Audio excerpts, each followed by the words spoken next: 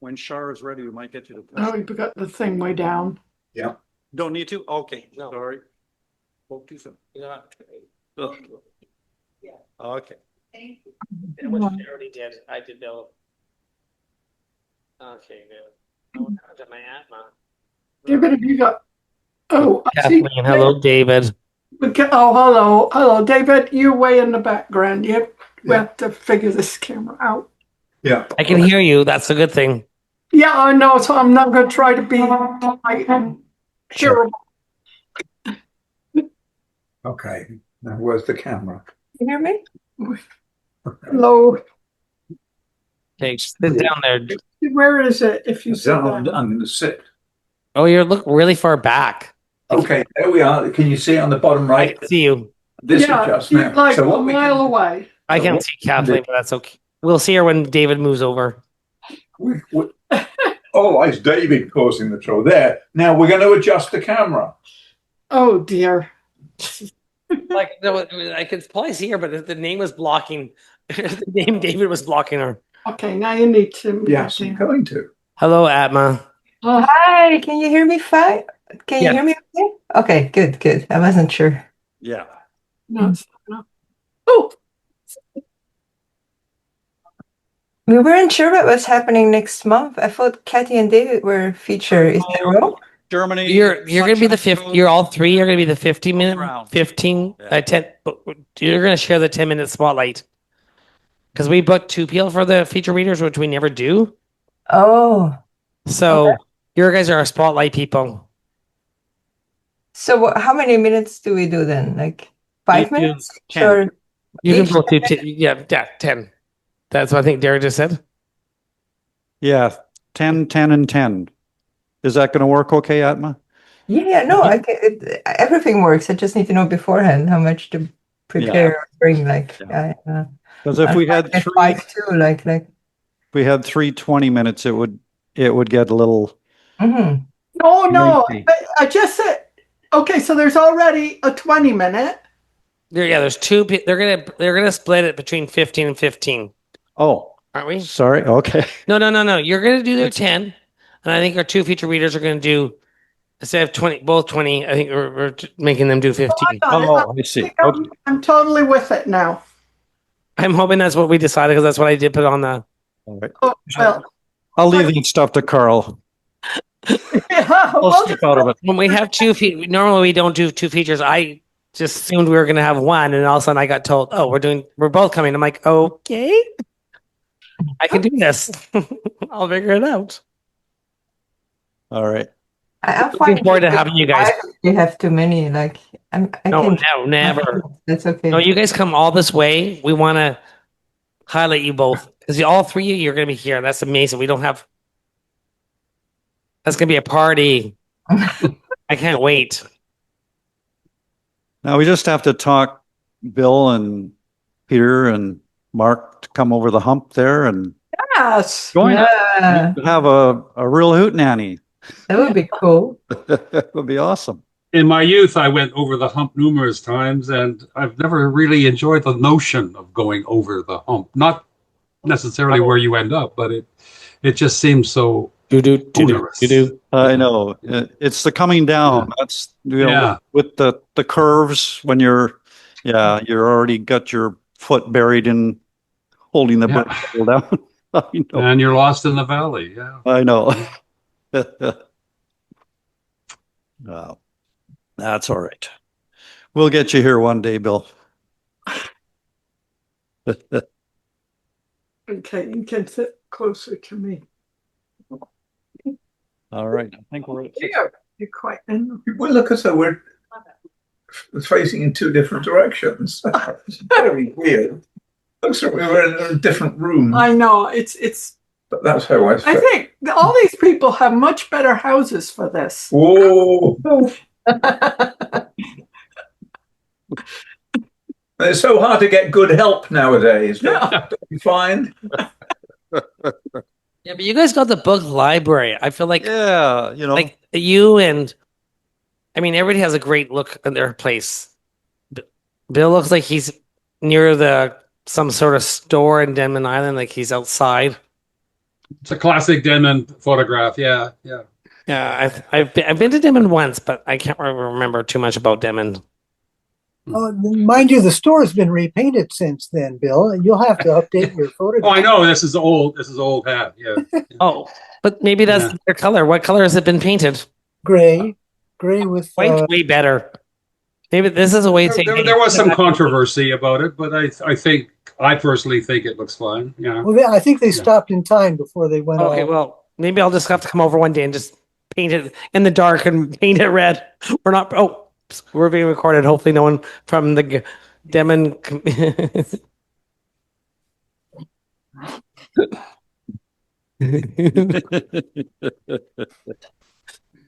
Oh, are you? You must be an historical there, Peter. We're ready. Okay. That's Electric Mermaid MC Derek Hanebury is a Port Alberni writer of poetry, fiction, and creative nonfiction who taught writing here at North Island College for many years. His new book, Something Else Altogether, is now out. Thank you so much, Karl, and thank you everybody for joining us again tonight for another episode of the Electric Mermaid. We've got a small in-house crowd here. I think people are afraid of the heat, but it's not bad at all in Char's Landing tonight. It's quite comfy, and our t-shirts were good, shorts. And looking forward to what we're going to hear tonight. We've got our regulars on board, and we've got our feature, Bill Engelson, no stranger to all of you, from Denmen Island, going to be filling us in on the life of Bronczkowski tonight. Looking forward to that. And we also have a new singer in-house tonight, who's a traditional a cappella singer. So Eric is going to tune us up a little bit later. So we'll have a nice blend of music from Mark and music from Eric, and then lots of fine words from everybody else. So looking forward to hearing it all happen. So before we get started, I want to say we're zooming to you and coming to you from beautiful downtown Port Alberni in the unceded territory of the Petcheseth and Shishat First Nations. And we are eternally grateful to them and their ancestors for sharing their land with us here. And we want to say a big shout out to Char and Char's Landing for hosting us as always. Thank you, Char. And we've got Sheila sweating it out in the back bar there. She's making strawberry shortcake tonight. That's another perk of being here. You never know what's going to come out of the kitchen. So we're going to enjoy a little bit of that later. We'll have something good for you guys in September too, I'm sure. Sheila looks after us, so when you come, don't worry. Or if she's not around, I will do something. I'll make sure. I might have to buy it, but I'm not that great of a cook sometimes. All right. And as always, thanks to Karl for being our moderator and being here in the hot seat, keeping us on track. Okay, so we're going to start off in Ontario. Jennifer Wenn is waiting there. Good evening, Jenn. How are you this evening? Not too bad. How are you? Very good. Are you going to share that piece that got on? I am, yes. I had a request from Derek, which was wonderful, so I will do that piece. It's called Ragged Little Pennant, and it was published for the post I put in the Facebook group. It was published in a new anthology called Speculum. If you find the post, you'll find how you can go and look at it for free. Ragged Little Pennant, yes. You'll see what this is about, I think, fairly quickly.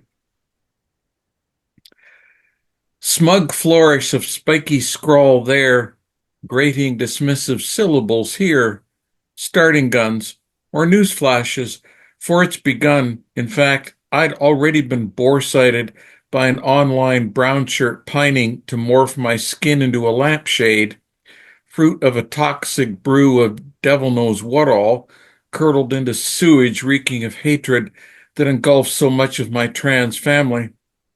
Meanwhile, tucked beside me, my own cauldron, like many, brimming with fear, defiance, anxiety, pride, sadness, and more, all because my spirit was trapped in contrary casing, Still working on why, but that is my quest, not someone else's panic or problem, not a bullseye, not a request for mockery, certainly not a threat, except to bigotry and ignorance.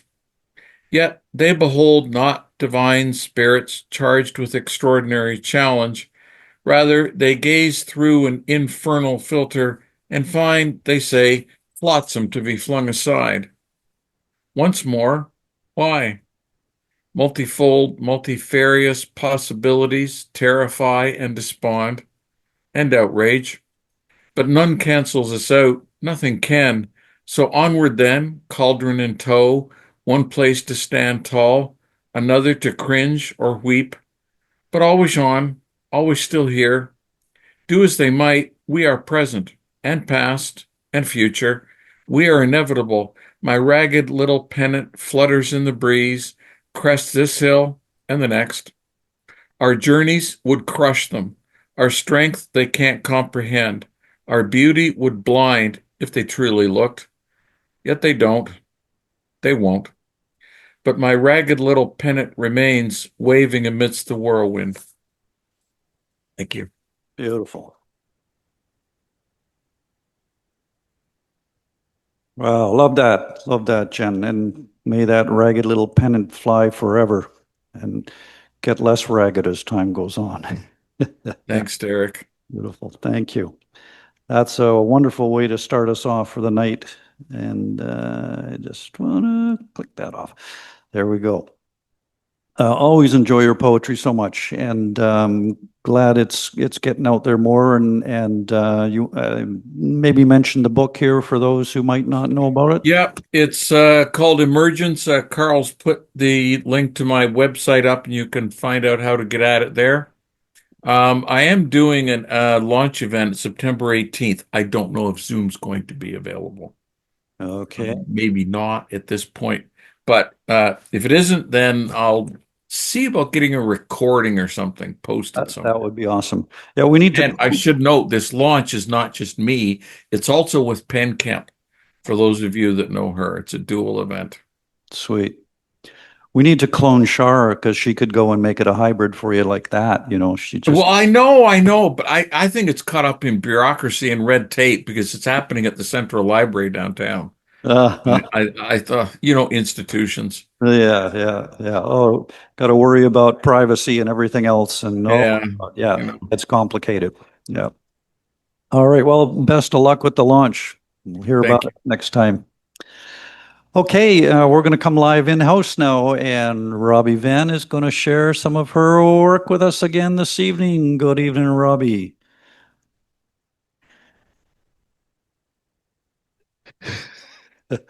I'm just trying to drum up work for you, Char. That's so.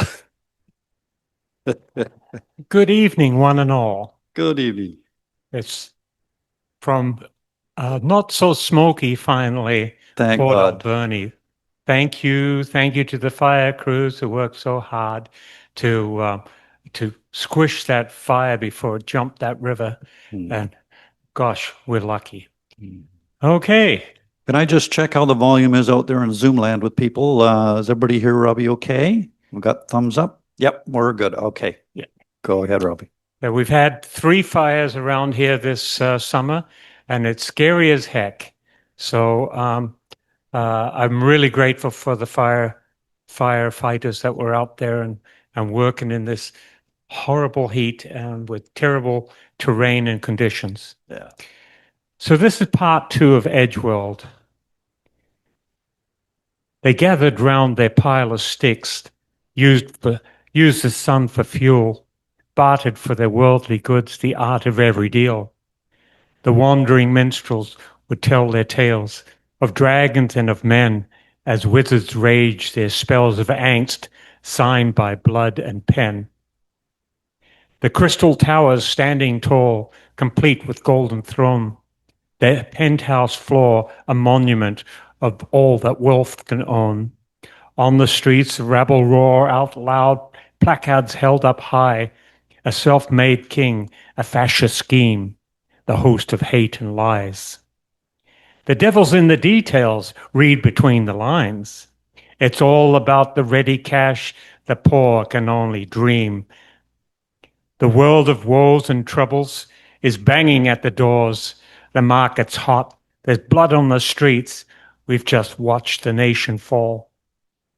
Tumbling dice, the roll of fate, the cast of history, this time and date, the need of many and the power of few, the want of heroes, just like you.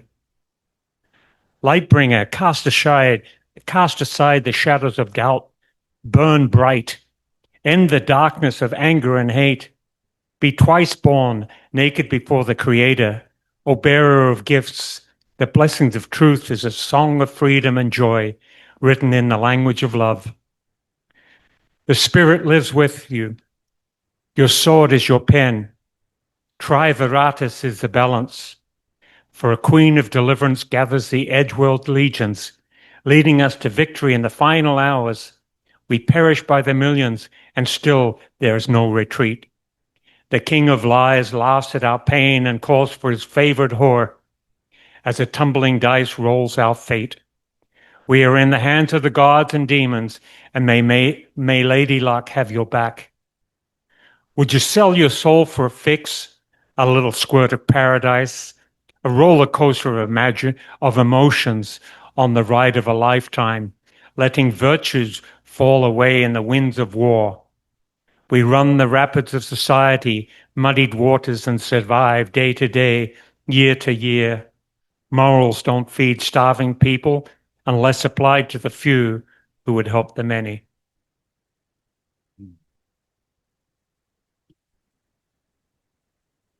And that's it for me. Awesome. Thank you, Robie. Some words of pointed wisdom. Absolutely. Okay.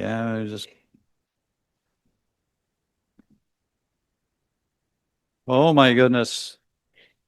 Yeah, we've got something arriving here up by the podium. Look at that beauty. Oh my God. Thank you, Sheila. Maybe we'll have to have one in September. It may not look that good. Beautiful. Oh, you gotta love summer and all the fruit and all the food. And forget about the fires. All right. We've got our featured reader now, Bill Engelson, as I said before, no stranger to you folks that are our regulars. Oh, that's the cake threw Char off. We finally managed to do it. It took food.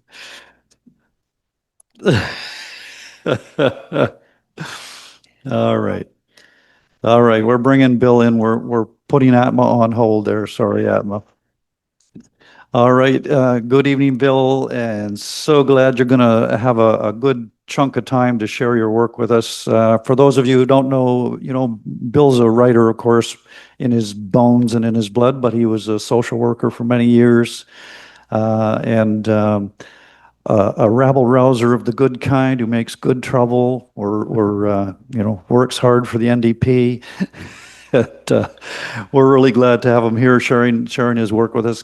We've always enjoyed your writing, Bill. It has that capacity to create worlds for us and take us in there very quickly with all the sensory imagery. And I'm sure we're gonna have some fun with Bronczkowski tonight. So I gotta tell you, Bronczkowski's not part of tonight. Oh, my goodness, the post. I appreciate the promotion. I should be promoting Bronczkowski, but so I apologize. No worries. So what's on the agenda? Okay. Well, I have two pieces that are from an unpublished novel, except one piece is Roadside Reunion, which is in the anthology that just came out from Tidewater Press. So I'm going to read a portion of it.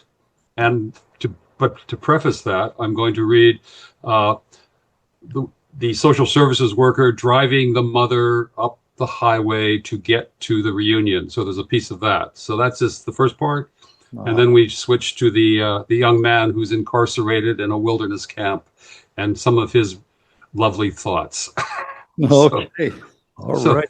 And Get away. and both pieces are from my unpublished social work novel, Drawn Towards the Sun, which is a title ripped off from a wonderful Canadian folk singer who is no longer with us. So, anyways, I'll start with the road trip, Awesome. if I may. Wally and Marie on the road. We shoot over the Portman Bridge as if we're off to explore a new world. Even though I had dreaded this pending trip yesterday, also dreaded it last night, especially given the 12, 15-hour effort I would be putting in, not to mention the persona of my claustrophobic companionship, the forced intimacy for both of us. Most of that reluctance is, for me, momentarily behind. Marie is half asleep, her eyelids closed slightly in a scrunch to keep the glare from the sun manageable. She strikes me, for no reason I can articulate, as someone who does not often sleep well. She is, hopefully, finding a soothing benefit to just closing her eyes.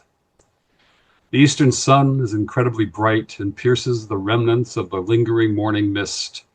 It will be a sweltering day later on, but now, as we push on over this giant bridge, aiming ourselves eastward, I'm almost thrilled with the expectation of a cool crumb of adventure.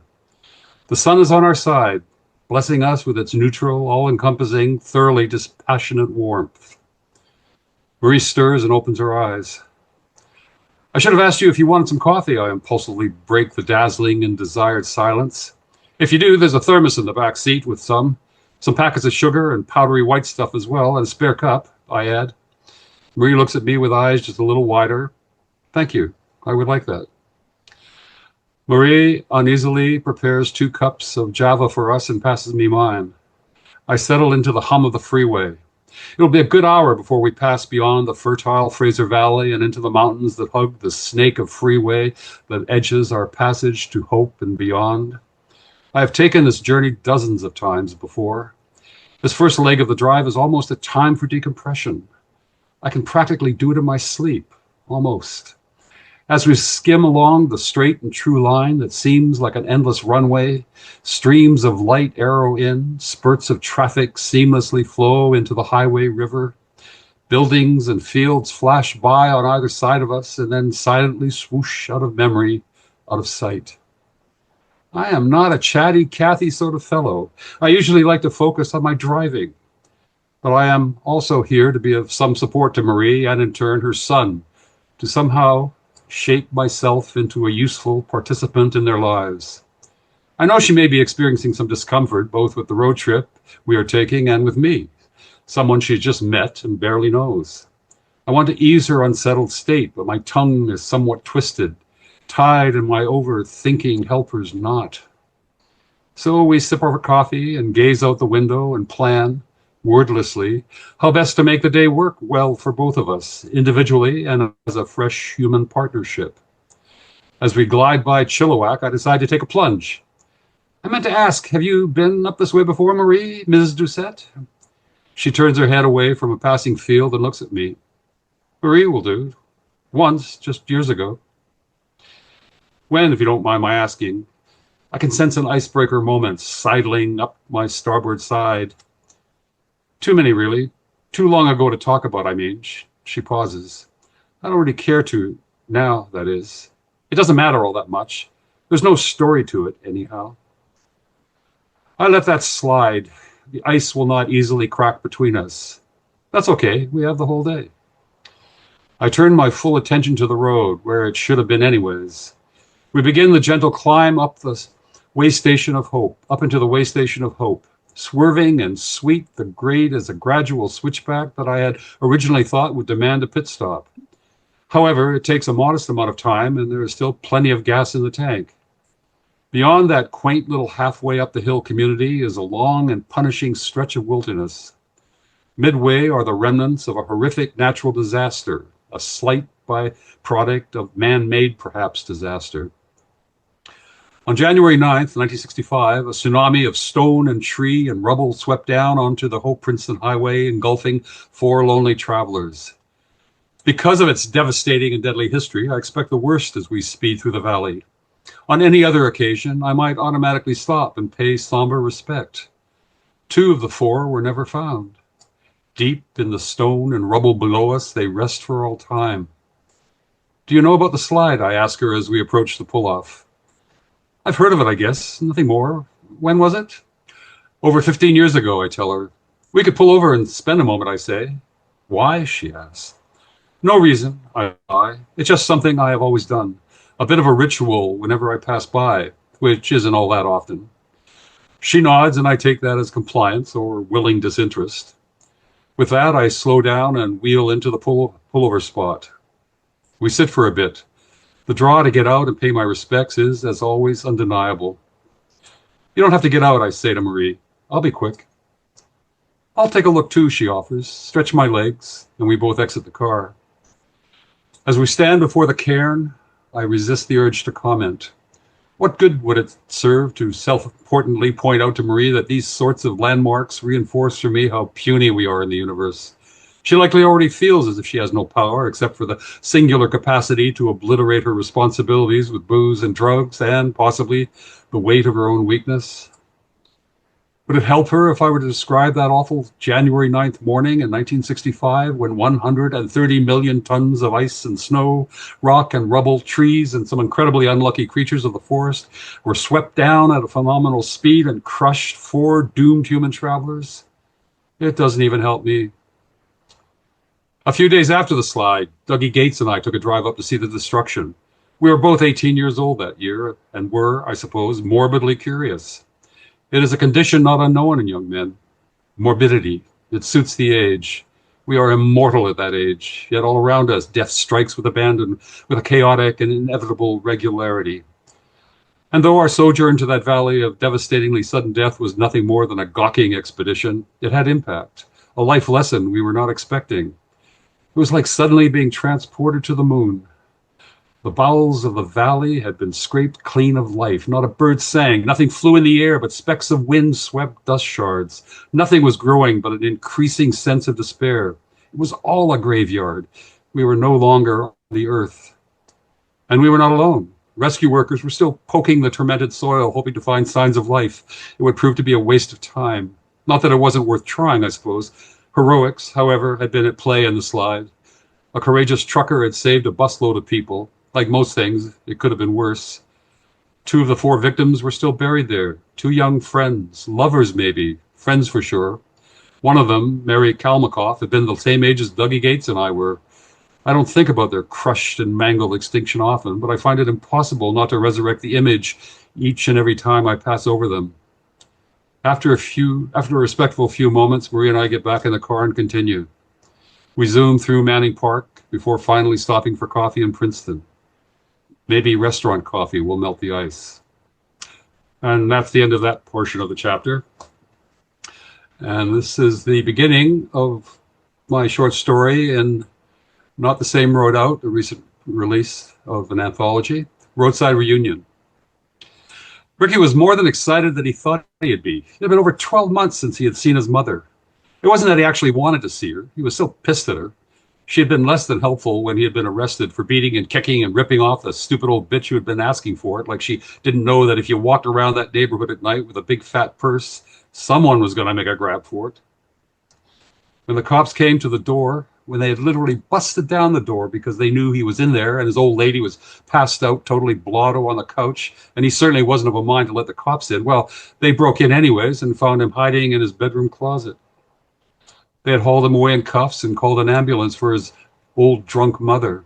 Any decent parent would have sobered up, would have defended their child in court, would have done whatever was necessary to protect their baby. Not his mother. She had come to the hearing stoned out of her mind, all loud and useless. That's when his legal aid lawyer had said, "Kid, you are screwed. Not just screwed, screwed, blued, and tattooed. No court in the land is going to send you home to that. You're going away, bucko, and quickly if I'm any judge. I'll do you good. Believe you me. You know what they say, what doesn't kill you?" For some reason, his lawyer decided not to finish what he was saying. What an asshole he was, thought Ricky. Of course the asshole wasn't a judge. He wasn't even much of a lawyer. He didn't care what was going on with Ricky. Hell, he probably even got a bonus for getting his client to plead guilty and save all that court time. When he was sentenced a few weeks later, grudgingly agreeing to attend the Hope Springs Eternal Mountain Youth Camp, his old lady had shown up for the sentencing more sober than she'd been in years. She'd even blubbered and thrown her arms around him so the judge could see that she was a loving mother, even if she was a bit of a souse, and more than just a loving mother. She had stood by her little boy in his hour of need. It had unfortunately turned out to be much longer than 1 hour of need. It had been hundreds and thousands of hours, many months that he had been stuffed away in the woods, surrounded by horse shit, human toads, and a few religious nuts who just wouldn't let up about work, God, and manure. His hour of need would never end at the rate it was going. That was pretty much why he was excited about the prospect of his mother getting driven up to Rock Creek. It would give him a shot at getting in touch with his old pre-Hope Springs life. He had a great need to have something from before, something to remind him of the past, to remind him that the past was still there to get back to, that the past was not a lost cause. He wanted to get back to the way it once was, even if that meant seeing a screw-up of a mother. He needed to get away from the dust, the smelly cowboys, all the fucking animals of the youth prison. He was kind of desperate, he had to admit. He finally got out of his bunk. The breakfast gong had clanged 10 minutes earlier. His three roomies were squirming around, taking as much time as they could squeeze to stay in bed. They'd all had a few compulsory chores to do before breakfast. Shoveling shit. It was enough to turn your stomach. Manure, please. Shoveling manure. You could call horse shit or cow shit peppermint if you wanted, but it would still smell like shit to Ricky. Like manure, he corrected himself. The noxious smells of the country had been clinging to his nose from the day he'd arrived. Every second of every minute. His probation officer, John Polson, had driven him up to Rock Creek Special, just the two of them on a 9-hour drive. Before coming to the camp, he couldn't remember another time where he'd spent so much time in one sitting with one adult, maybe with his mum, but they had never had that easy way of being together, a comfortable give-and-take sort of relationship. Maybe when he was younger, but he doubted it. She was always wound up, except when she was drunk, when she became a zombie. He'd had a few childcare workers over the years with whom he had spent small chunks of time, but it was usually an hour here and a bowling game there. But the trip up country to the hopeless Sprung elite camp had been something different. Polson hadn't talked all that much, but occasionally he had tried to extract some commentary from Ricky. Like when he was pretty much repeated his spiel about how great the camp was. You may not be showing it, Ricky, but you've got to be excited about this experience. It's one heck of an opportunity. There they were on the road, heading for some god-forsaken prison camp, and John Polson had the balls to suggest this charade was an opportunity. It was rah-rah crap like this that reinforced Ricky's lack of respect for adults. Instead of just leaving it alone or calling it what it was, they had to put a stupidly happy spin on it. He looked at Polson and smiled. He was tempted to say something sharp and snarky, but was beginning to wise up some. While he couldn't fathom what the opportunity was, and no amount of adult blah-blah would ever make it fathomable, he did understand that the alternative to attending the camp was incarceration at juvie. Neither seemed a good choice, but a choice had to be made, and he had gone with the friggin' wilderness. I've had a couple of boys go up to Hope Springs before, Ricky, John Polson had stated, as they were close to the drop-off point. It wasn't a miracle cure for them by any means, no magical solution, but they both later thanked me for the opportunity. In the beginning, neither of them was chomping at the bit to go. Both were hardcore city kids. One had never ridden a horse before, just like you. Ricky wanted to lash back and say that he had never wanted to ride a stupid horse, but he knew, and John Polson likely knew, that that was a crock. Every kid he'd ever known wanted to ride a horse. And he had ridden a horse. Almost. Once. Keith, one of his many childcare workers, had promised to take him one Saturday. There was a small riding center at the bottom of Kjorven Road. Keith said he had taken several kids he had worked with in the past riding there. Ricky had been all primed, except Keith had called the night before and said they had to make a quick trip out of town to be with his sister, who had been injured in a car accident. The sister had kids and needed him to help her, and that was that. Ricky never saw him again. It was a couple of months before they signed a new childcare worker. That one had been a bust. Pathetic loser had fallen off horses a couple times growing up and had absolutely no interest in trying that again. That Dick was so courageous that he had taken up bowling. No one ever broke their necks bowling, what's-his-face had said. And that would be the end of my presentation.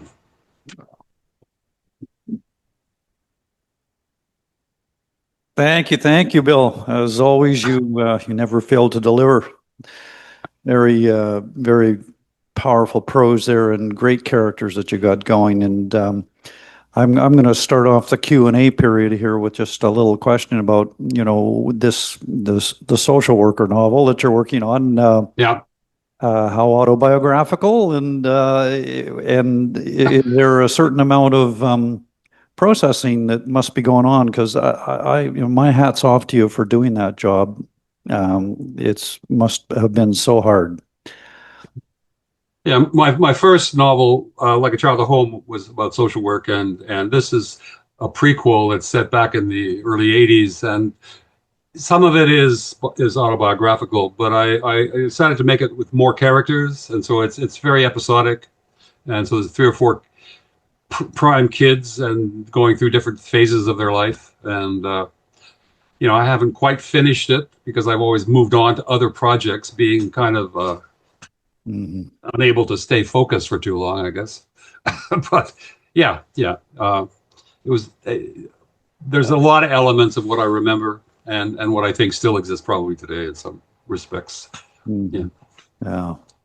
Beautiful. And I like that idea of doing, multiple characters, but episodic, so you see the change that comes and find those pivotal moments, right, when the change occurs often, I'm sure. So that'll make for great fiction. And I'm just going to open it up there. If anybody out in Zoomland or here live at Char's has a question, you can come up and just use Karl's mic if you want to ask anything in-house here, and out there on Zoomland, if you want to just unmute and fire away. Bill is ready and waiting. He'll answer anything. Well, maybe not anything. I'll ask something. Fire away. Okay. I thought that part about the slide, I can't remember. I wanted to call it the Hope slide, the Frank slide. I get them mixed up. But say a bit about that, because is that going to come up again? I mean, I rather was fascinated by it, by your treatment of it and weaving it into the story. Yeah.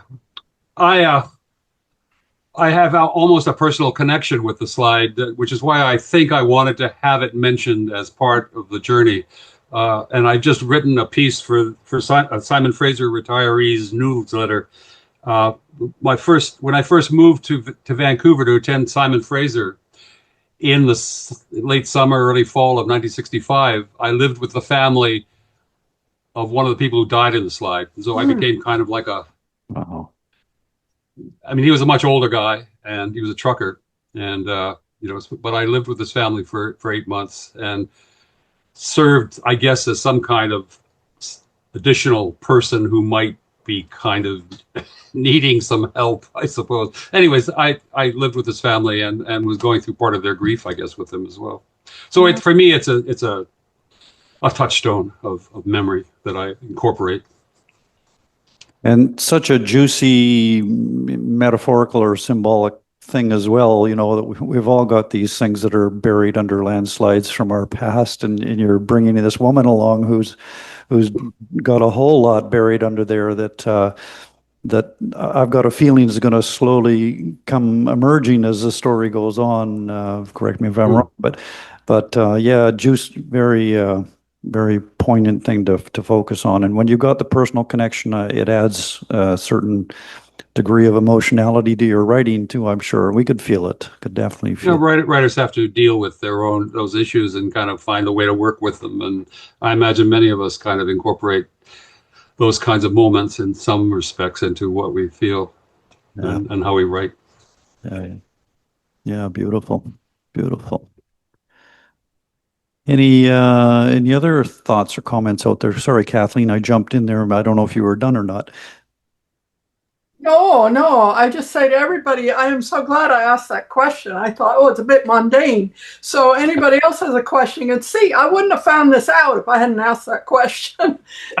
So, and I found your answer and Derek's comment really interesting. Mm-hmm.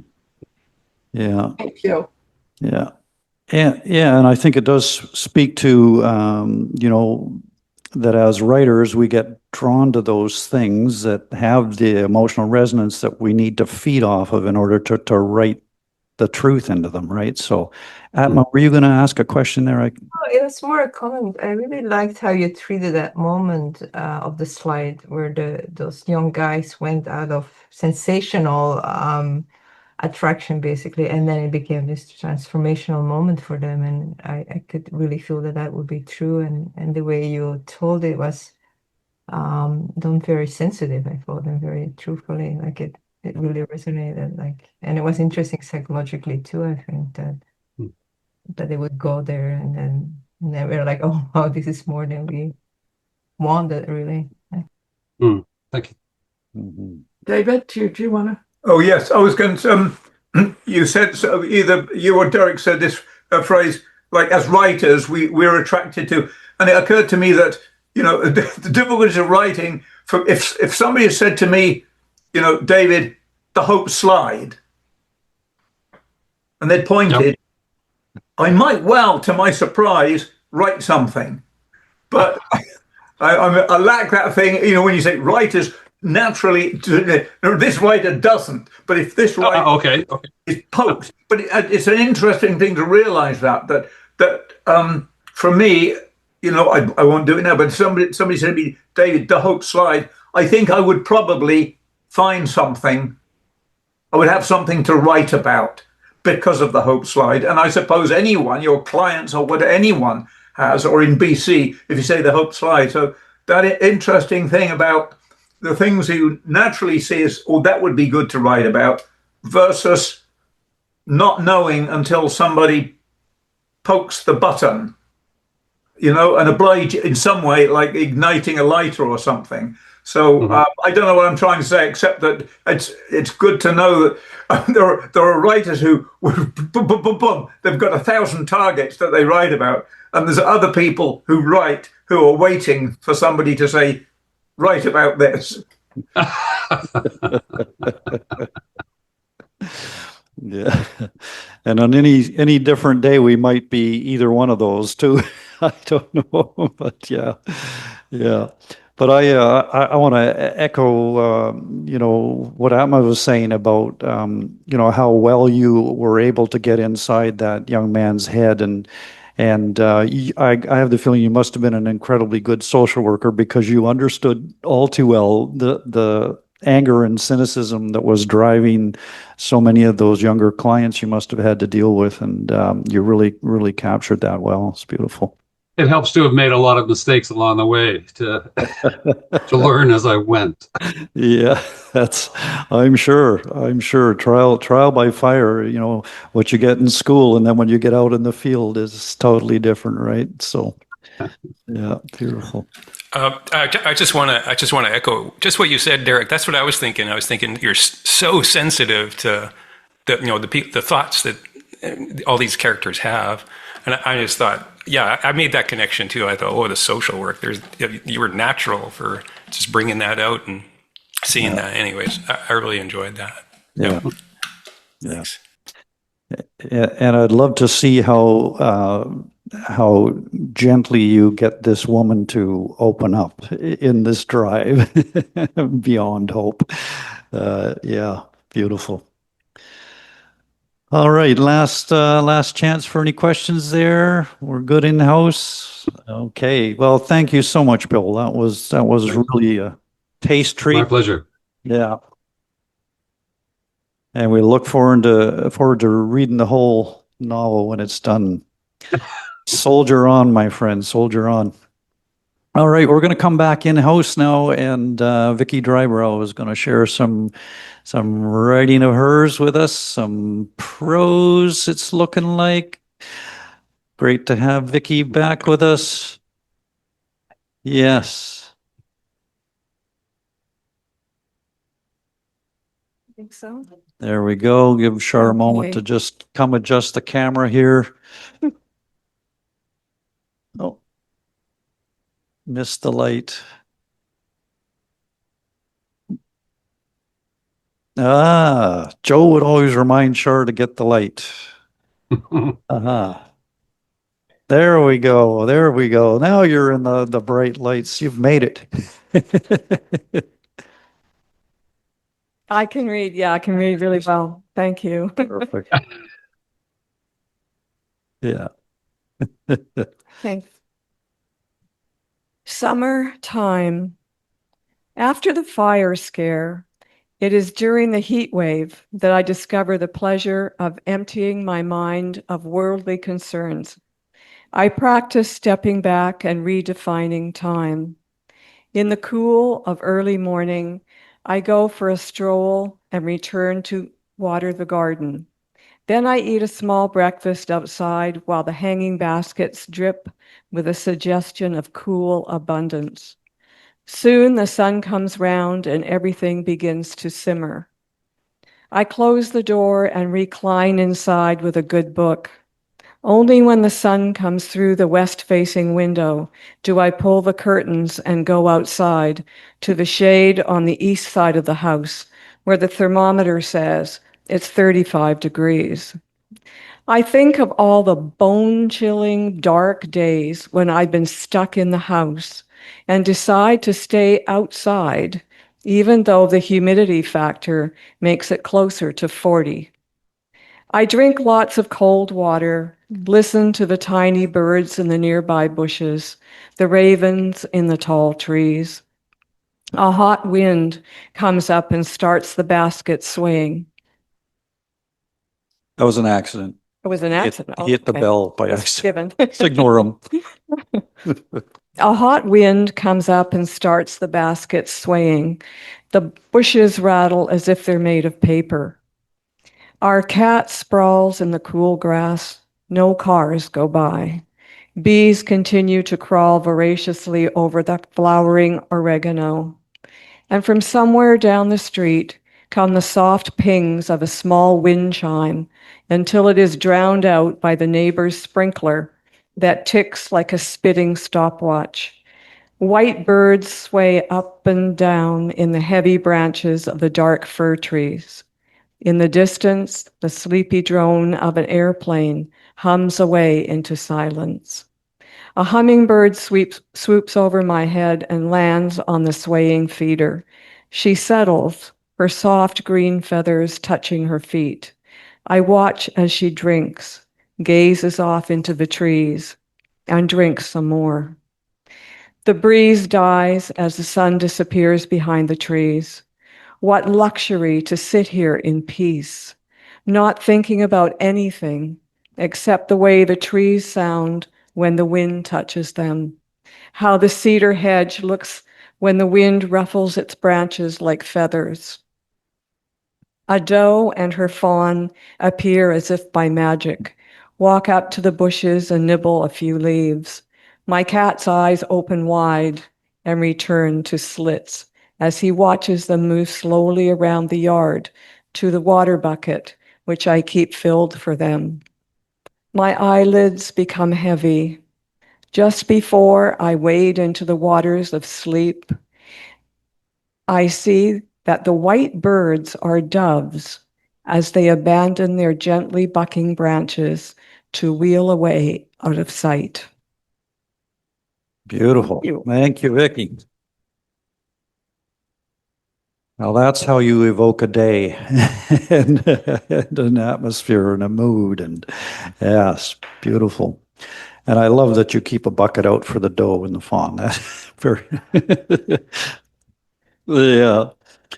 I put we have a little wading pool that I fill for the animals, and the little fawns got in there yesterday, I guess, and they must have been jumping up and down. They had dented all the bottom. The water was filthy, and there was hardly anything left, so they had a good time.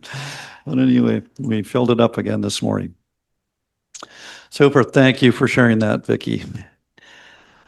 And we're going to go back out into Zoomland, over to Deutschland, where Lesli Omohundro-Bronczkowski is waiting in the dark to share some of her words with us. Are you back at work now, or is school still out there?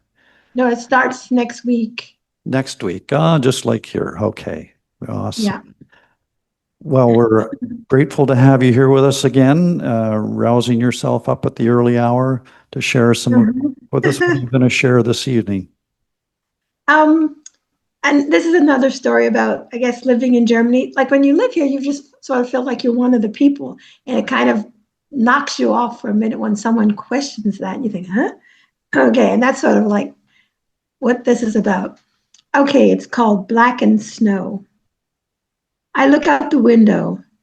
It's the end of March, and it's morning, but it's still dark outside. The sky seems to be growing darker by the minute. It's begun to snow again, huge flakes falling on the street. My class hasn't started yet, but I'm already worried about the drive home.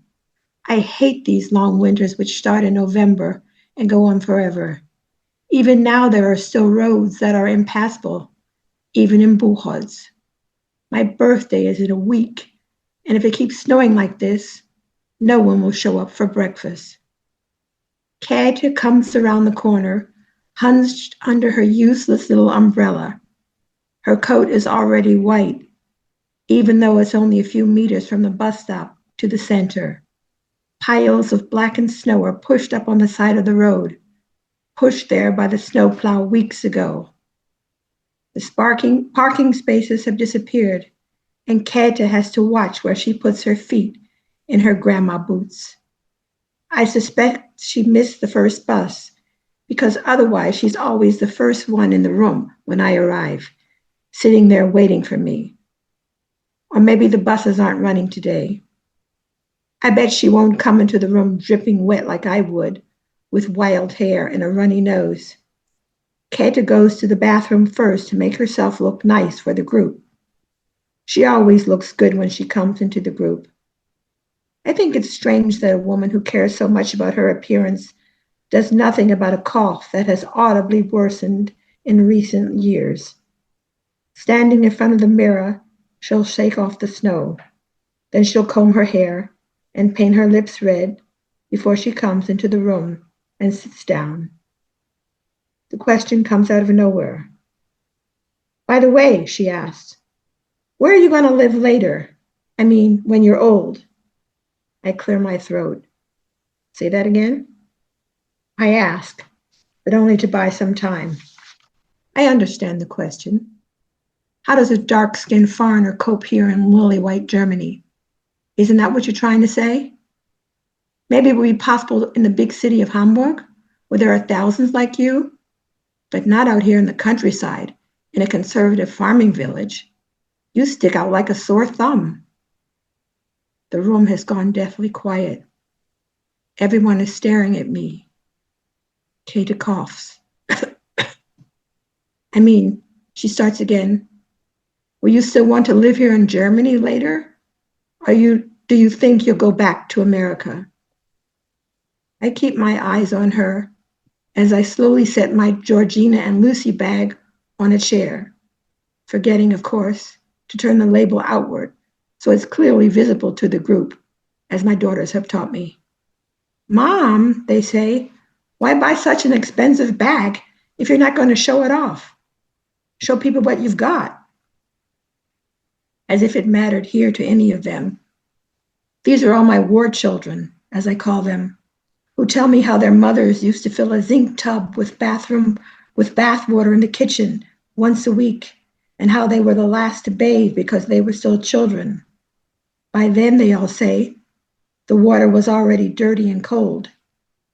They act as if the washing machine were invented last week and talk about how wasteful it is to shower daily. It took years after the war ended for every apartment to get its own toilet, says Ingrid, looking down at me disparagingly.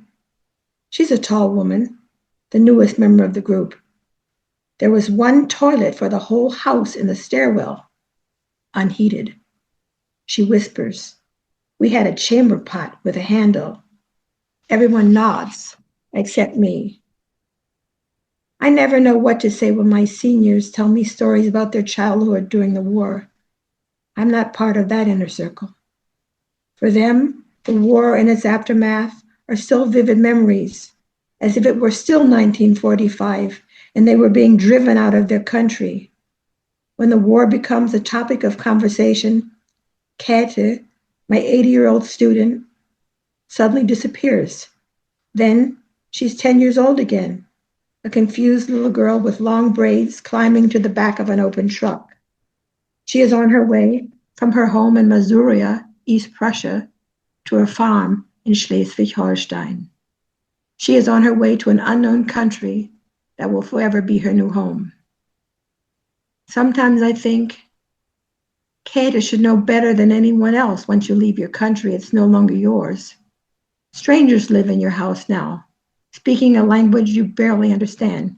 You can't just go back there again and start over where you left off 70 years ago, or 43. Käthe is still sitting there on the back of the truck, frightened among so many strangers. God knows where the rest of her family has gone. She holds tightly to the small suitcase she packed just 10 minutes ago, all that she has left of her life. I briefly wonder what I would have packed if I had had to leave my country within 10 minutes. Evenings in northern Germany are cold, even in summer. Did Käthe think to pack a warm jacket? I bet she didn't.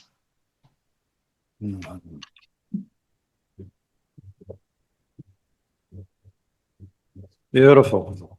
Very moving. Thank you, Leslie. I don't know. Is there a title for that piece? It should be Outsiders, I think. I don't know. Something like that. It's just, we're all outsiders to some degree. Yeah. Beautiful. Thank you for that. I was white, but when it gets dirty, it gets blackened. So that's what I was, in that sense, I guess it is an outsider. Yeah.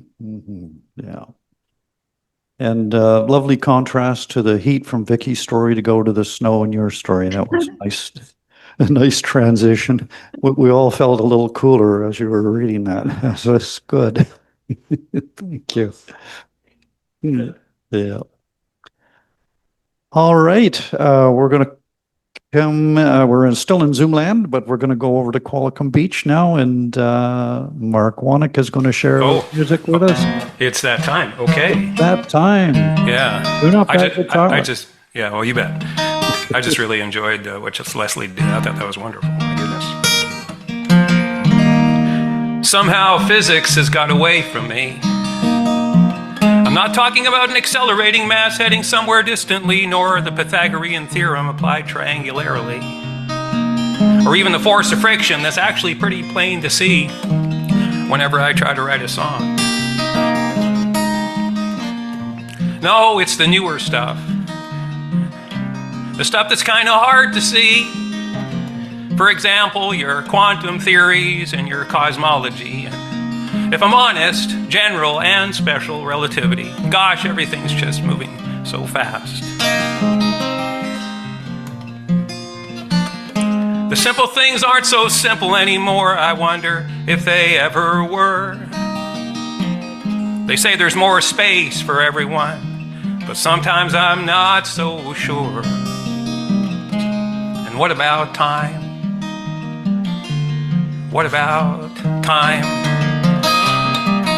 These days there are the dark subjects, dark matter and dark energy, imaginary friends living rent-free as far as I can see, though I can't because they're just apparent apparently. And isn't it just so ironic that it's these dark subjects of which nobody knows what they are that make up almost all the matter and energy in the universe? I'm not making this up. And is everybody okay with the God equation? Which clearly the king of all, the God of all equations, it's the equation that unifies the whole situation. I understand that string theory offers the best explanation for the God equation. It allows for time travel and multiple universes, which are expanding in hyperspaces of up to 11 dimensions. Stop me if I'm telling you something you already know.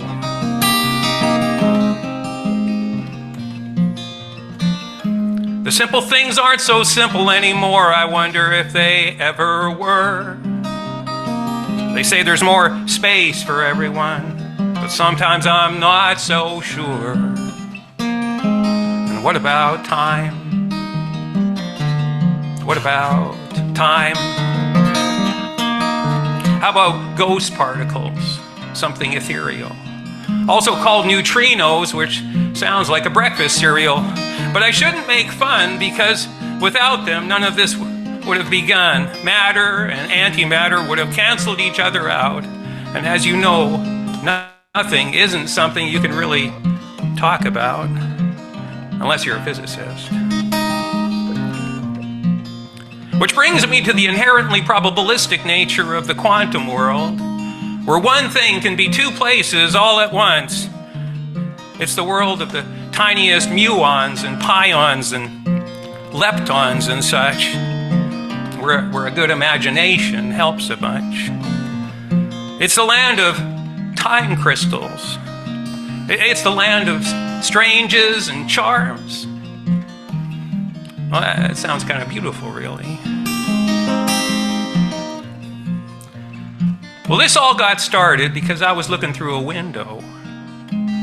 And it occurred to me that I shouldn't be because, well, glass is a solid. I just don't associate solids with transparency. Just another bit of physics that seems to work reliably, even though I'm not sure why.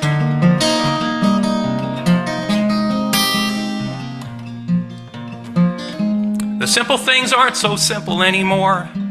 I wonder if they ever were. They say there's more space for everyone, but sometimes I'm not so sure. And what about time? What about time?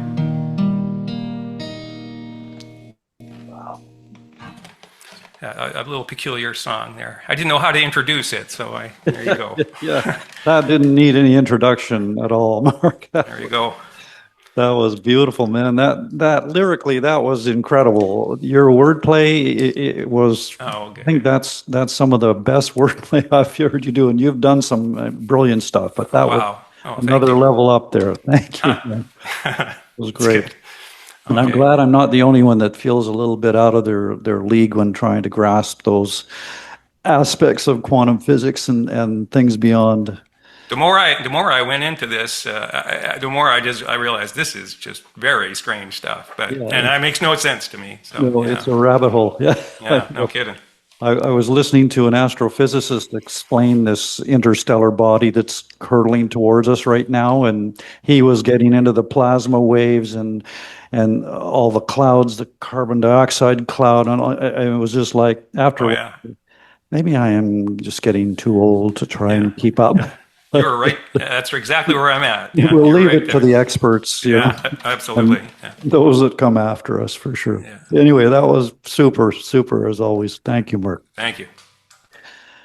All right. We're moving on now, and we're going to stay out there in Zoomland, and Kathleen and David are on deck there. Kathleen first, I guess. No. Oh. Okay. On my list, it says Kathleen first. All right, that's all right. I'll go first. All right, we had these 3 kids on the Lamb on the Isle of Wight, and Nico got lost, and then he was told that somebody just seen the other 2 kids, and if you run, you might just catch up with them. But Nico was too late. The well house was empty, and all he could hear was a strange girl crying over by the far wall. By the time Nico got to the wall, the girl was kicking it as hard as she could and sang as many bad words as Charles I. Besides her boots being awfully scuffed, her white cap and apron were gray with dirt, and her blue dress stained. She was a mess. And she didn't seem to care.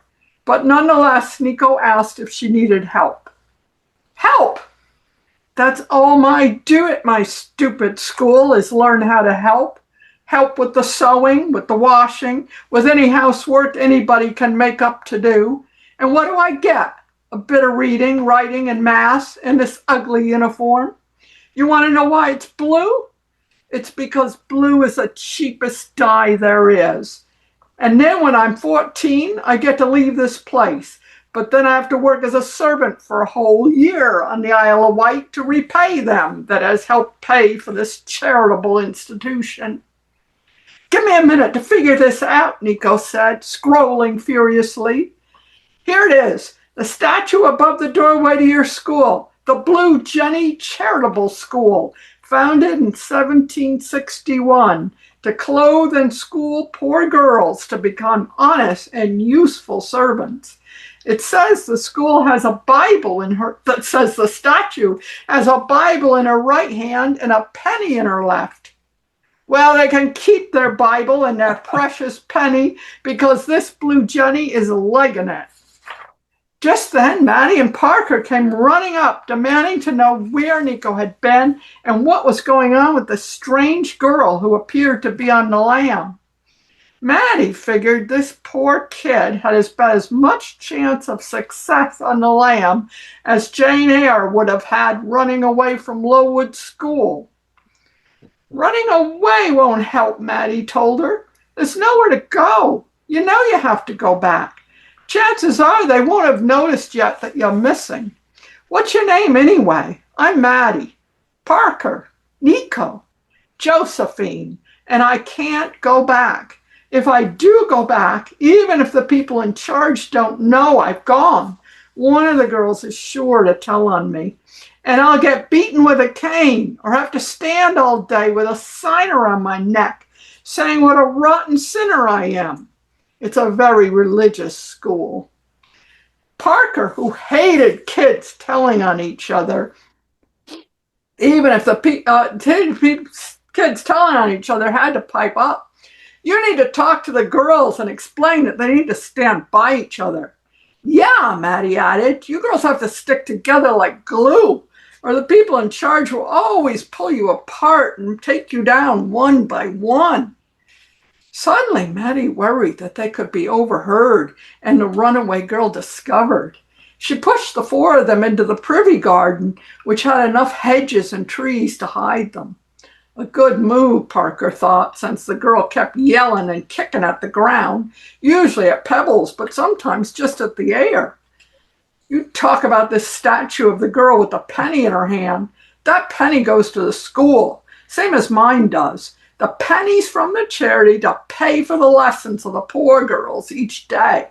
That penny is all I'll ever see for all my work. And as you see, it's out of my hand as quick as it gets in. Like magic, Parker said. Magic, the devil. All the work in that school and then the work I do at home. I'm a day scholar, that's what they call me. And I get nothing. No more pennies for me, just dirt and air for my troubles. And she kicked out again, but this time she heard a loud groan. Watch it, girl. You kicked me in the leg, and I've got rheumatism, said the groaner. Sorry, I thought you were a shrub. The man did have a decidedly shrub-like large beard and had been sitting on the ground very still. I was just resting here in this quiet garden after my long walk. The doctor tells me to exercise and breathe in the healthy air of the downs and the undercliff. But now I need to catch my breath. The kids noticed the respirator on the ground beside the man. It was kind of masked with thin metal plates. Oh, that's to warm the air, I breathed. Isn't it beautiful here? As I wrote in a letter to my friend Friedrich Engels, this island is a little paradise. That was enough to set Josephine off on another rant. So I think my 5 minutes are up, so you'll have to wait till another time to learn who Friedrich Engels' friend is. Until then, he'll remain the groaner. Very good. Awesome, Kathleen. Thank you. It's like we've gone into Alice in Wonderland in this story in an interesting way. I love it. Thank you. All right. Get you to shovel over on the couch there, and David's going to step into the limelight. Good evening, David. There I am. Okay, yes. Do you ever have a bad night? I had a terrible night and terrible morning. And St. Peter rolled his dip pen into the groove in his desk and grimaced. bending and then pulling to crack his knuckles. He looked at me. Stains your fingers something awful, this ink. They bought it in a case lot from a government auction. For me, mind. St. Michael now, you should see his desk. Archangel department, we call it. Lamy fountain pen he has, and ink. Lamy. Heard of them? Nothing posher than Lamy. Have to order it specially from Germany, Heidelberg. Their ink goes for $25 a pop. Comes in like little perfume bottles. Can I just have a dip, Michael? Oh, no, sorry, Peter. We must maintain distinctions of rank. Now tell me, is that right? Yes, he's the Archangel. All the trimmings grant you that. But who was it got Christianity going? The actual church, no less, down there on your earth. Eh, St. Peter? Peter the Rock. See my point? What do I get? Cheap ink and obsolete dip pens straight from a dollar store. Nibs all wonky. Spit and splatter everywhere. See the state of these scrolls? Okay, let's see who you are. David Rudyard Kippling. A Christian, it says here. So, a self-styled Christian mum and dad only went and named you after that murderous King David from, 3,000 years ago? Now, a definite non-Christian he was, massacring entire tribes 1,000 years before Christianity was even invented. So, not an auspicious start, is it, David? And where the hell, did they dig up that Rudyard name from? That's not in the Bible. Have you read it, by the way? Not many do nowadays, if our recent intake's anything to go by. I was still getting my head together after what had happened to me moments ago, and I was also being distracted by the chasm of empty air beneath my bare feet and the cotton nightgown. Skylarks could look right up my bum. Rudyard is a lake, I explained, in Staffordshire, England. Rudyard Kipling's parents used to picnic there when they were courting. Courting? Do they really say courting anymore down on Earth? Sorry, go on. Rudyard Lake is a reservoir, not an actual lake. It was dammed in the 18th century. Peter lays a somber gaze on me. Damned? Is that supposed to be a pun when you think of not heard before during eternity so far? Never mind. First, for admittance purposes, you have to answer one open question and then one closed question. Open means you rattle on, expose your soul if you have one, and so on, and I analyze subjectively your prattle as best I can. Closed question means you have to pick a short answer, quick response, and I only have to tick a box. Understand? So, open question. Describe something you enjoyed in the past year, David. Right up to the moment I died, you mean? Well, it'd be Char's Landing, the readings. See, the thing is, being retired now means I have to juggle laziness against activity. Now, activity brings merit and virtue, and you guys like that. So this past week, I've been looking forward to the Electric Mermaid, knowing I'd have to knuckle down and write something. Have you heard of the Electric Mermaid on Canada Earth? Give me some credit, David. I've only been watching you lot for eternity. Go on, you have another 20 seconds to answer the question.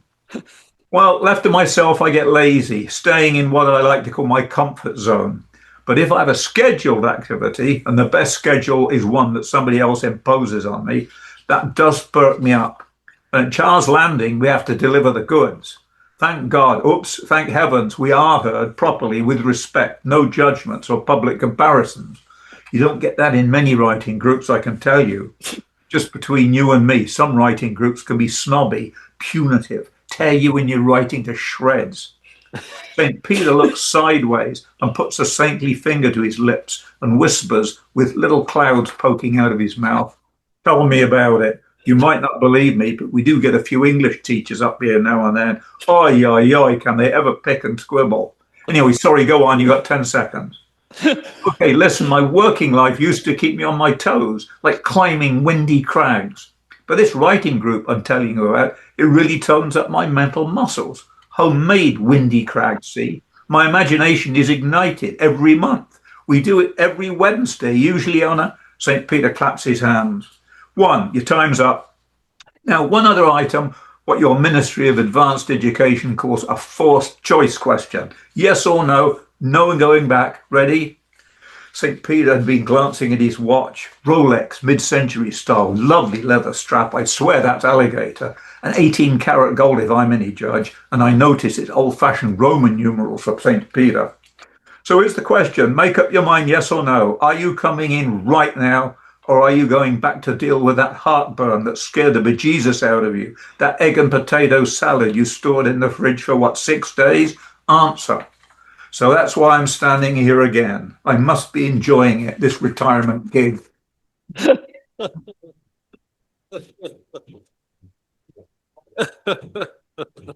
Oh my God. Oh, that was hilarious. Wow. That's a St. Peter I want to meet. So thank you for carrying the good words of the Electric Mermaid and our reputation all the way to heaven's gates. David, whoa, we're up there now. That was awesome. Thank you, man. All right, we're going to stay out in Zoom land now, and Peter Paul Van Camp has been waiting patiently there on Denmen Island, tuning up his kazoo. There we go. There we go. There Gosh, David, I had no idea that heaven was looking in on our doings here below. You see it all. Golly.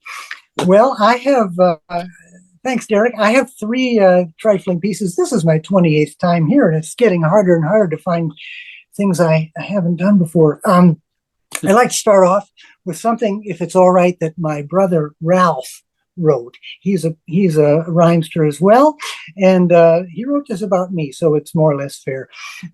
It's 52 years ago. I went to Hollywood. I thought, well, let's see what happens if I do that. And I went and I stayed a day and I came back. So this is the poem that my brother Ralph wrote about that. He called it Roadside Marker. And it's one of his absurdly short epic poems. He has a series of these. Roadside Marker. On this spot, there once stood a bumpkin bound for Hollywood. He struck a pose, stuck out his thumb, and looky here, he's back home now where he come from. Now, he left out the whole 7 weeks of adventures that I had, and one of these days I'll have to tell that story, but not today. I actually chose to read that because it rather neatly sets up this piece. Some of you may remember a poem written in about 1910 or 1912 or so by Vachel Lindsay called The Congo. It's a very hard thing to read nowadays, very objectionable in its racial viewpoint. But I'm crazy about the rhythm of it. So as a writing exercise, I wrote this one. It's called The Congo Reconsidered, A Tale of the Tinsel Town. Here's how it goes. One yana, two yana, one yana, two yana. Hollywood execs in a Fox screening room sunk a lot of cabbage in a Technicolor fable. Puffing on Havanas with their feet on the table, watching Betty Grable. Disenchanted because they wanted Gable for the groom. They were unable. Fred McMurray can't carry his broom, can't sweep his stable. The picture's doomed. And so is Dr. Livingston, I presume. Leopard skin apparel and a barrel of perfume. Boom lay, boom lay, boom lay, boom. Boom lay, boom lay, boom, boom. There you go. The Congo Reconsidered. Take that, Vachel Lindsay. And I'm going to leave you with this one. Every time I get out of bed, whether it's middle of the night or when I get up in the morning, it occurs to me that that's one less time I'm going to do this in my life. And one night in April, I was just going off to sleep when a line occurred to me. It was, I like my life, what's left of it. And I thought, ooh, I better get that written down. So this is called Written in Haste, just in case. Here's how it goes. I like my life, what's left of it. I watch it come and go. The lightness and the heft of it the lead weight and the lift of it, sometimes the aimless drift of it, the burden and the gift of it, the sameness and the shift of it, however it's bestowed. I'll take whatever's left of it. I've used at least 3/5 of it, then one day be bereft of it. And shall I even know? You know, I might not even know. Thank you, folks. Thank you, folks. Speaking of heaven. Well, we really like what's left of it too, Peter. We're glad you're sharing it with us. Always. Marvelous as always. And I think the Congo there, maybe you can update it next time and do it like a rap. It's got the beat and you just, no, it's okay. No, I take your point, Derek, but I think the rhythm that exists is it's 13/16 time, and it's so darn catchy. A person could probably write any number of different pieces, short pieces to that rhythm, and have a nice time doing it. As I say, it was just an exercise, and I'm happy with the way it turned out. It was lovely. Thank you. And I understand you're not wanting to abandon that rhythm. It was perfect, just as it was. It's a keeper. Thank you. Thanks. Okay. All right. We're going to Atma Friends now over there on the Sunshine Coast again in Zoomland. Hello again, Atma. How are you? Hey, I'll be reading a new piece today. It's a flash fiction piece that is just published in the Ampersand Review. I might go half a minute over if that's okay. Sure. It's fiction, but it's based on my experience of growing up in Belgium in the 60s, and it's called Golden Toxin. It's the age of vinyl records, Teflon pans, car seats that burn your bare legs, and chemically curled coiffures frozen stiff with lacquer. When it rains, the streets fill with red and yellow, umbrellas, wellies, coats, all in slick and shiny plastic. The pre-war houses have been restored and roses bloom white and pink in the front yards. Vietnam is on fire, and while Annick's family is waiting for the Friday night movie on television, bowls of salted chips and roasted nuts on the marble coffee table, they watch new flashes of burning huts and villagers scattering away. The violence streaming from the small screen is also restrained by it, and the black and white images flickering in the dark seem flat and distant. Yet, despite her hand-knit sweater, Annick's feel cold. Her home is at the edge of town, in a new development that crowds in an old farmhouse, a pocket of fields, and a pasture where 2 horses graze in the summer, leaving only the buttercups, which despite their bright beauty are poisonous. When Annick was small, her mom let her gather the tall grasses outside the fence and feed the horses through the gaps. Their lips tickled her palm as their teeth took her gift. Now a teen, she often cycles by the farm on her way to visit friends. It surprises her that the large beasts can find enough nourishment in an enclosure golden with toxin. In June, Annick does her homework outside, leaning against the trunk of the weeping willow that fills most of the front yard.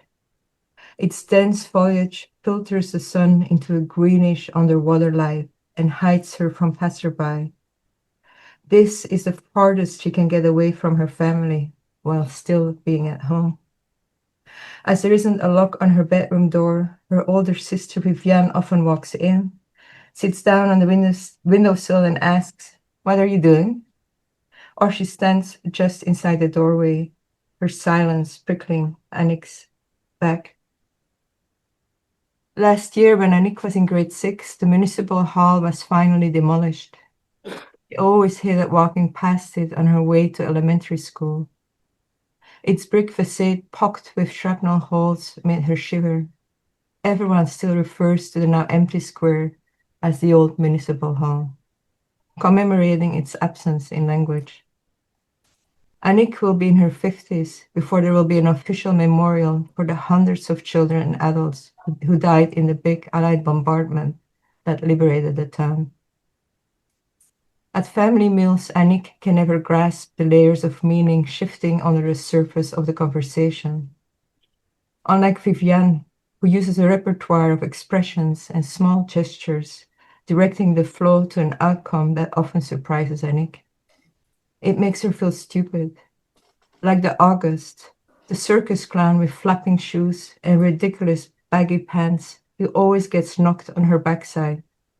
Unlike the Joey, the clown in glamorous red and white who sets up the gags, winking at the audience in the sweetest of voices calling the August, who turns face hopeful, never expecting that the pie, sparkling in the light of the ring, will land on her face.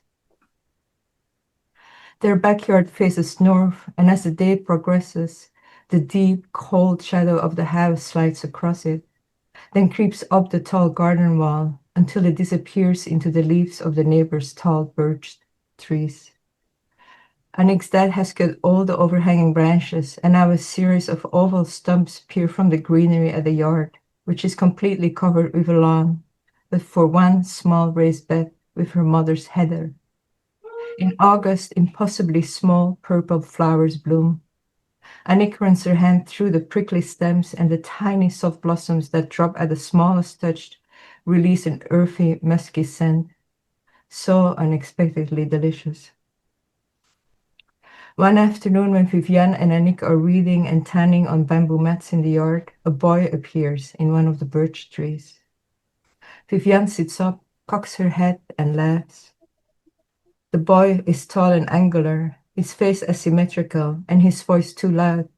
But when he sits down on top of the wall and dangles his legs, it gives Annick a jolt of joy. It's possible then, to breach walls, to break rules. That summer, Annick masters swallowing a lemonade in one gulp, the way men in cafes knock back shots. The fizzing of cold bubbles against the sensitive flesh of her throat is an all-encompassing sensation, and for a few seconds, fully inside her body, she escapes the constriction of her family's gaze. As an adult, Annick will only have a handful of photographs of her early teenage years, a random selection, telling a fragmented narrative. In one of them, Vivienne strikes a wide-legged pose. Annick, next to her, is nearly falling out of the picture, as if trying to lean away from the eye of the camera, but still captured by it. Thank you. Beautiful. Beautiful portrait of the artist as a young woman. Lovely. Thank you. That was very evocative. Yeah. Gorgeous imagery in there, Atma, as always. Love it. Thank you. Thank you. All right, we're going to, what are we going to do here? Oh, we're going to come live to Char's Landing now, and Eric is going to share some a cappella folk singing with us in the true tradition of the bard with no musical accompaniment.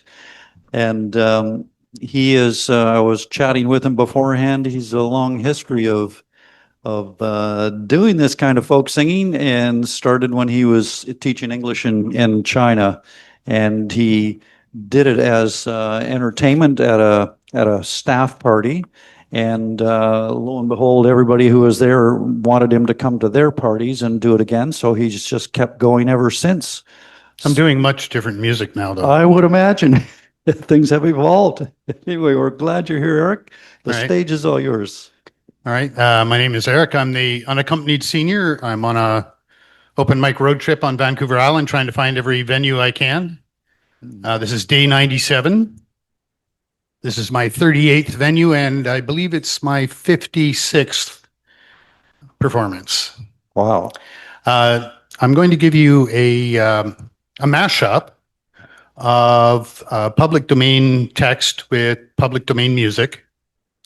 The background is that on Christmas Eve, 1878, a schooner left St. John's Harbor and ran aground in a gale just up the coast, and the villagers came down to rescue the survivors.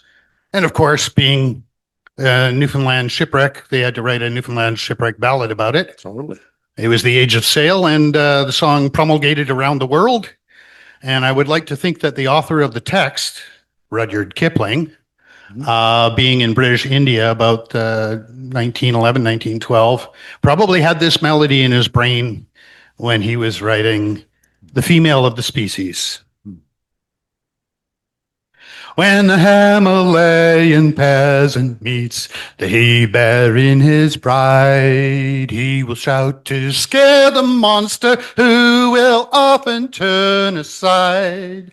But the she-bear thus accosted rends the peasant tooth and nail, for the female of the species is more deadly than the male. When Nag the basking cobra hears the careless foot of man, he will sometimes slither sideways to avoid it if he can. But his mate makes no such motion where she's camped beside the trail, for the female of the species is more deadly than the male.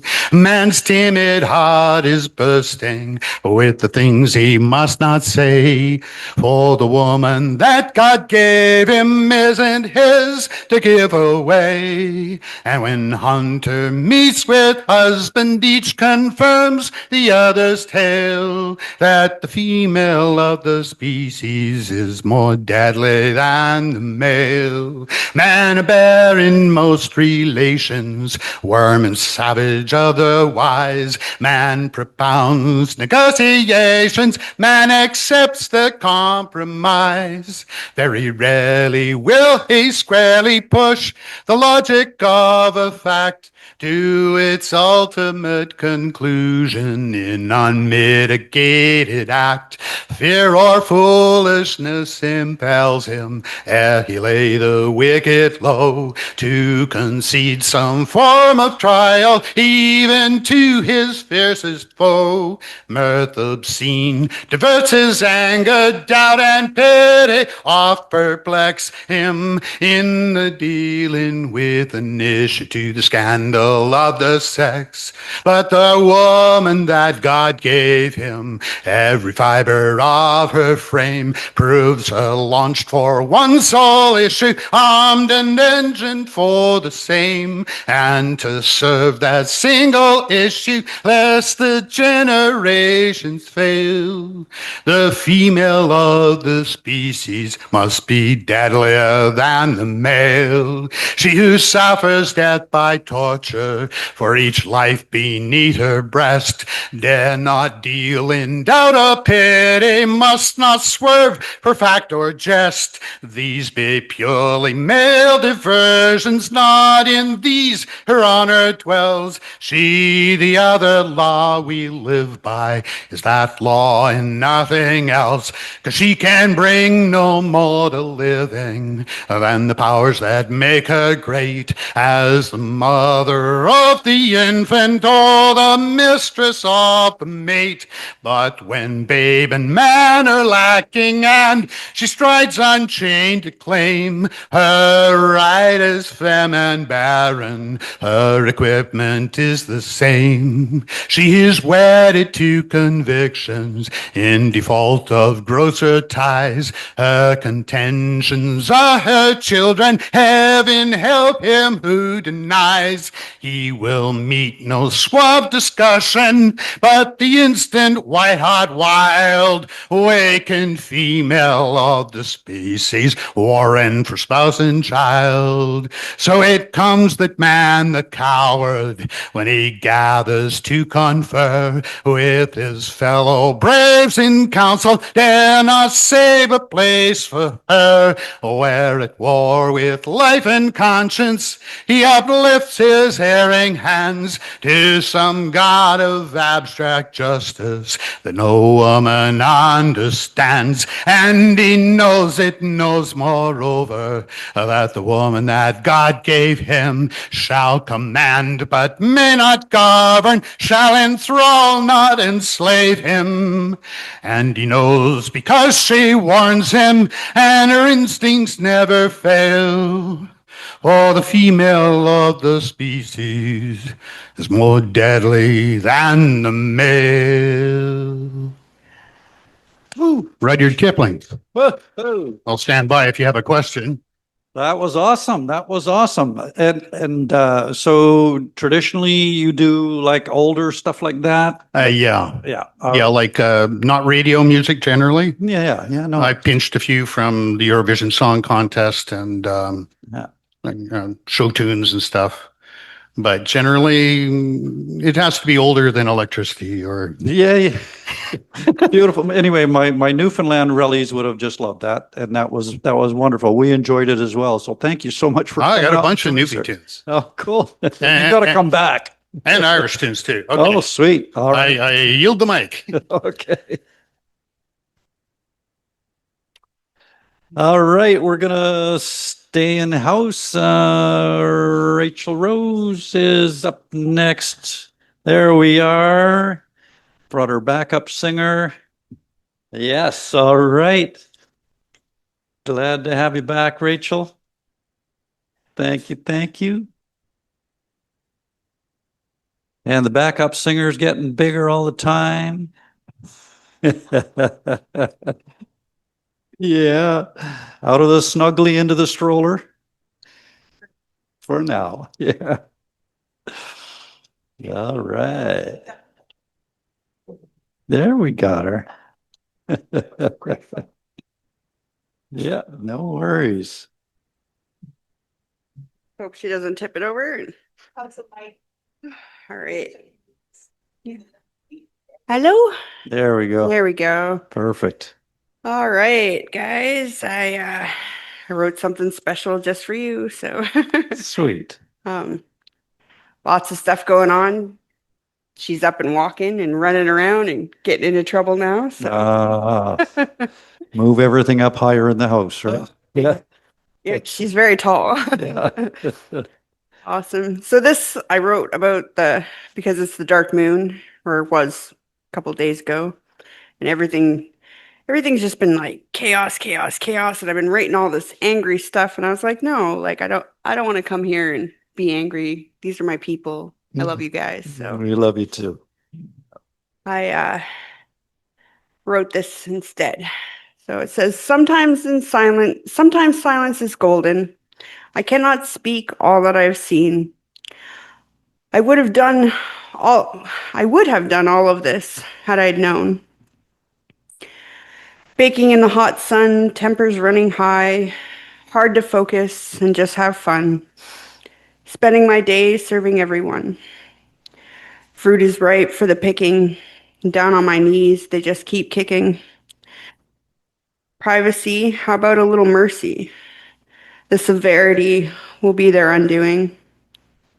Wind me up, tear me down, smashing through all the illusions of safety, sovereignty, sanctuary, preserving bodily autonomy, rising up to claim all unalienable rights, fighting for what is right, not just what's left, and going with the flow after paddling against the tide for so long. Surf's up, baby. Yeah. The tides of change, abundance, and joy, emerging like a butterfly after hiding and evolving in your cocoon, ignoring all the whispers when you enter the room. Roses have thorns even after they bloom. Winning season is here, still holding the light under the dark moon. If I could make a wish for all of you, don't be so quick to judge others. So many struggles unseen. That monster you're condemning was once a kind queen. So try harder to be nice to each other. Not every crown is so obviously seen. Rise up and shine kindly. even under the dark moon. Beautiful.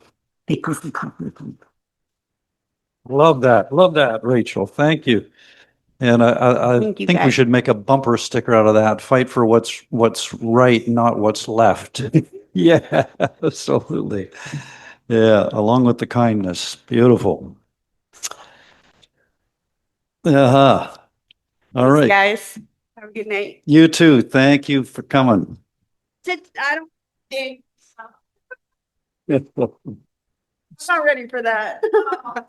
All right. Correct me if I'm wrong, Karl, but we're at the end. Okay. I'm going to just jump up to the podium here.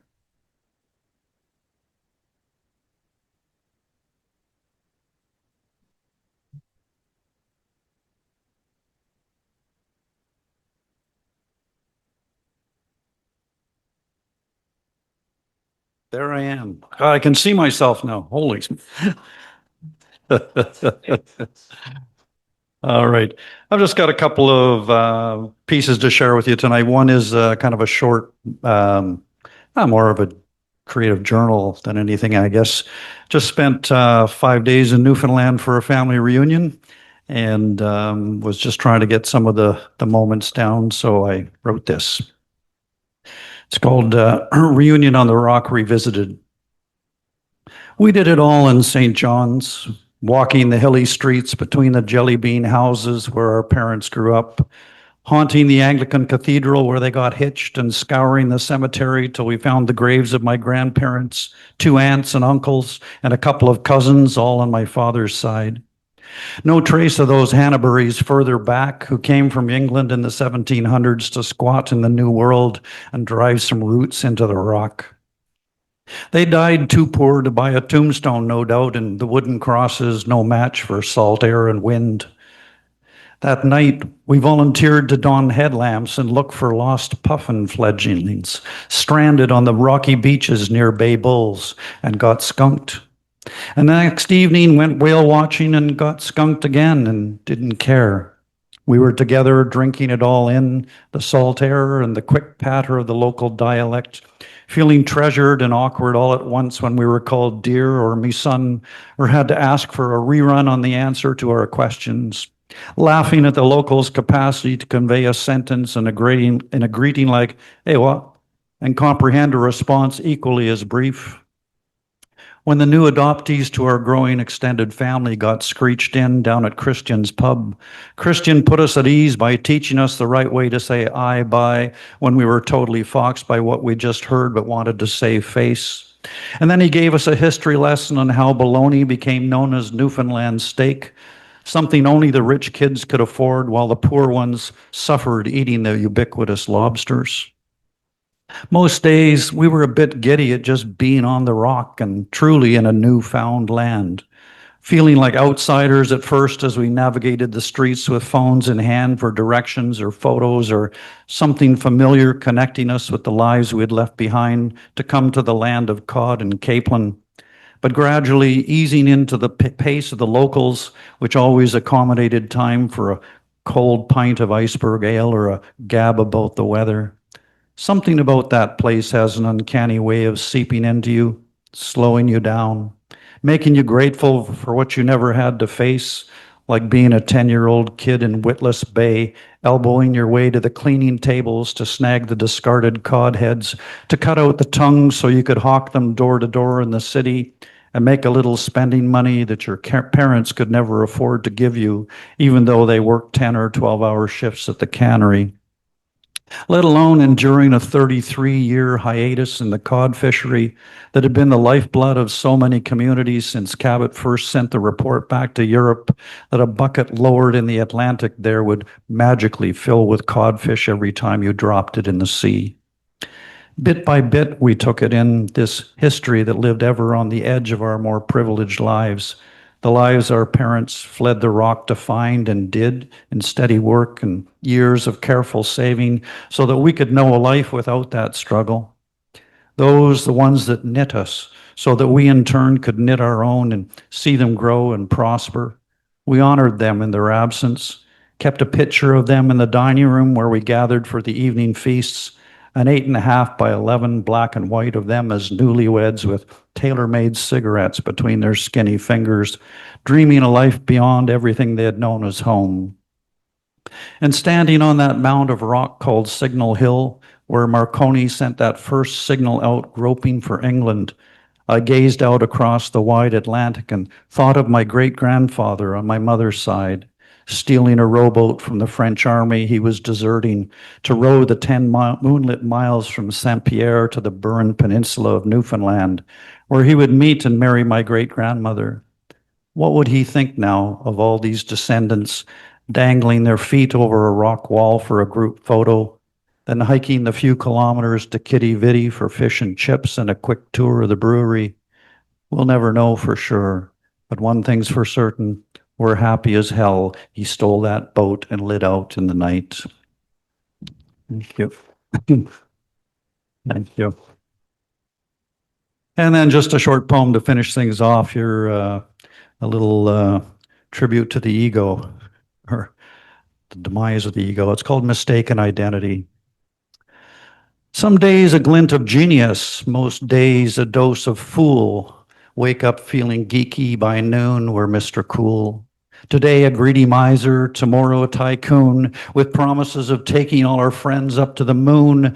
On Monday, pumping iron, come Friday, beer and chips. Forgetting that what touches tongue ends hanging from our hips. We're famished for connection, we're longing to be loved. Then settle for what's second best and place ourselves above, beyond the crowd of charlatans and those with whom we disagree. We sacrifice connection on that altar we call me. We're puppets for our egos, convinced we're saints or sinners, oblivious to how we flip from loser hacks to winners. It's all a game designed to keep us focused on illusion, thinking that we're somebody or something far more gruesome. Truth be told, we're far beyond that play of dark and light. We're million-year-old star seeds immune to day and night. We're offspring of the infinite, held hostage by a lie. That tells us we're these meat suits doomed to live and die. Beyond our thoughts, there sits ourselves, a silent, watching entity. And all the rest is nothing but a case of misidentity. Thank you. Actually, before Derek does his announcements, we have an extra person that wants to come up and read Monday. Yeah, so we're gonna. Oh, awesome! So then you can come back and then you can do. Sure, yeah. Come on up, man. Yes, super. We're always happy for walk-ins. Mike is yours. Thank you. This is just a poem. It's called So Far Away. So far away, I begged 10 million billion lights to let you stay. You're the brightest star, my companion. Where now, in all this world, will I call home? So far. You gave me flame. Where others couldn't reach me, you showered light. Now I burn the brightest fire on this mountain, and no one is ever better from having loved than lost. So far away. Thank you. It's awesome. Thank you. And I'm sorry, I didn't get your name there. Monday? Monday. All right. Thank you, Monday. Thank you for those heartfelt words, and lovely when you memorize them like that and speak them from the heart. It's very powerful. Super. All right. That brings us, I guess, to the end of another rousing episode of Electric Mermaid. Looking forward to seeing everybody again at the end of September with a larger house here in Char's, although we slowly sort of trickled and filled in as the night went on. It was good to see. It often happens. And yeah, so big thanks to Char again for hosting, shepherding us. Whoa, careful. Just about lost her on the step there. That's all good. Don't twist that ankle again. You just probably just healed. Yeah. Yes. Okay. Put up. All right. And thank you again to Sheila, not just for the strawberry shortcake, but just for everything she does. Thank you. And the good vibes that she brings us here every month. It's wonderful. And Karl, of course, for managing the list there. Thank you, Karl. Big thank you to Bill for being our feature tonight. Yes, thank you, and Bill. sharing those powerful words with us. Really enjoyed that and can't wait for the novel. Can't wait for it. Thank you, Bill. And thank you to all the open micers for sharing your entertaining and uplifting and thought-provoking and mystifying and demystifying words. Yeah, I wonder if Mark could play that song just again, just real quickly. You lost me about 3 lines in, and well, maybe another time. I got that. Okay. All right. Thank you, Peter. Thank you. Yes, thank you, Peter. Okay. So just kudos to you all and for what you shared and can't wait to see the playback on YouTube and enjoy it all one more time. And if not 2 more times or 3 more times, it's good to go back over it. And sometimes I see, oh God, I missed that whole line, so Karl distracted me or something. I don't know. Oh, but blame me. Yeah. But anyway, September 24th. So mark your calendars and okay. The Gibson crew. Yeah, the Gibson crew is coming and Karl straighten me out how that's going to work again, or should I just? So we're gonna have Elizabeth and Margaret do their 15 minutes feature reader because they're a duo, and then we'll space those 3 out between the nights throughout the night there. So okay, don't worry, I'll have it in order before you guys get here. Understanding how it's going to happen, but I'm going to do it. We trust you, Karl. Yeah. Yeah. And we'll just get Sheila to pour larger glasses of wine that night. Okay. All right. Take care, everybody. Keep writing, keep inspiring each other. Thank you, Derek. And my pleasure as always. Thank you. Thank you. Thank you, Derek. You. All right. We'll see you next time. Okay. Night all. We're all gonna have to have a glass of wine because I don't know. Char does not know. That's all Char knows how to pour, and maybe beer, because Sheila will not be here. Sheila's not here. No, she's away. Oh, who's away? Oh, Sheila's away. It's all right. Oh dear. Oh, it's all right. Char's got to stand in. Oh, okay. Mary's going to take her place. We'll get you somehow. Okay. Darcy, what's going on? Mary Dolinsky, the name is Derek. I'm sure. Good night, Monday. Yeah, I'm sure I'll recognize her when I see her. Yeah. I'll say, oh, that Mary. Bye.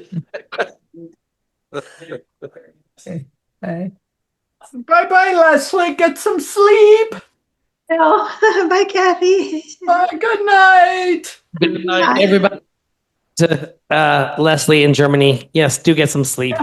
Yeah, I'm going back to bed. Don't you blame you. Sonia, I would too. Yeah. Okay. All right. Bye-bye. See you next month, Kathleen and David. Can't wait. Absolutely. Okay. Bye-bye. Bye. Stay safe, everyone.